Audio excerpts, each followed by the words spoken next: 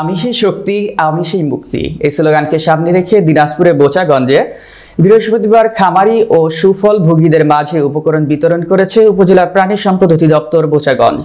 সকাল 11টায় উপজেলা প্রাণী সম্পদ অধিদপ্তর হতে খামারি ও সুফল ভোগীদের মাঝে গবাদি পশু ও পাখির খাদ্য, মেডিসিন, ভ্যাকসিন, গবাদি পশু ও পাখির ঘর নির্মাণ উপকরণ করেন।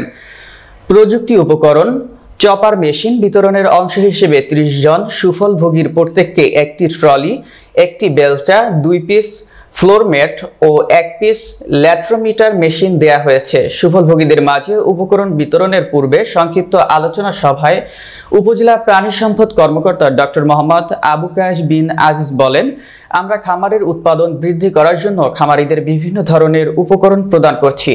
খামারিরা এই উপকরণ ব্যবহারের মাধ্যমে সুন্দর সাবলীলভাবে খামার পরিচালনা করতে পারবেন। এতে গবাদি পশুর উৎপাদন অনেক বৃদ্ধি পাবে, যা জাতীয় অর্থনীতিতে অনেক বড় অবদান রাখবে। আমরা আশা করব এই উপকরণ পেয়ে খামারিরা খামার করার প্রতি আরো বেশি উদ্বুদ্ধ হবে এবং প্রাণী সম্পদের সাথে আরো বেশি জড়িত হবে।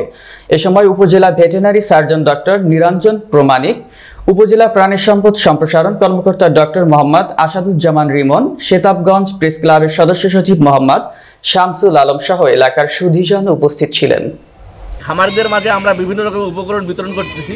এর মেইন উদ্দেশ্য হচ্ছে আমাদের যেটা খামারের প্রোডাকশনটা বৃদ্ধি পায়, গরুর স্বাস্থ্য এবং তার পরিবেশটা যাতে সে আরও আরামদায়ক পায় এবং আরও আমরা বৈজ্ঞানিকভাবে যাতে খামারটাকে পরিচালনা করতে পারে, এই জন্য কিন্তু আমরা এইসব উপকরণ দিচ্ছি। এইসব উপকরণ দেওয়ার মাধ্যমে আমাদের খামারটা আরও সুচারুভাবে এবং সুন্দর সাবলীলভাবে সে পরিচালনা করতে পারবে।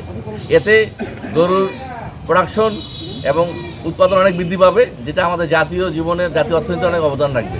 তো আমরা আশা করব যে এইসব উপকরণ পেয়ে খামারিরা খামার করার প্রতি আরও বেশি উদ্বুদ্ধ হবে এবং তারা আরও আমাদের প্রাণী সম্পদের সাথে আরও বেশিভাবে জড়িত হবে।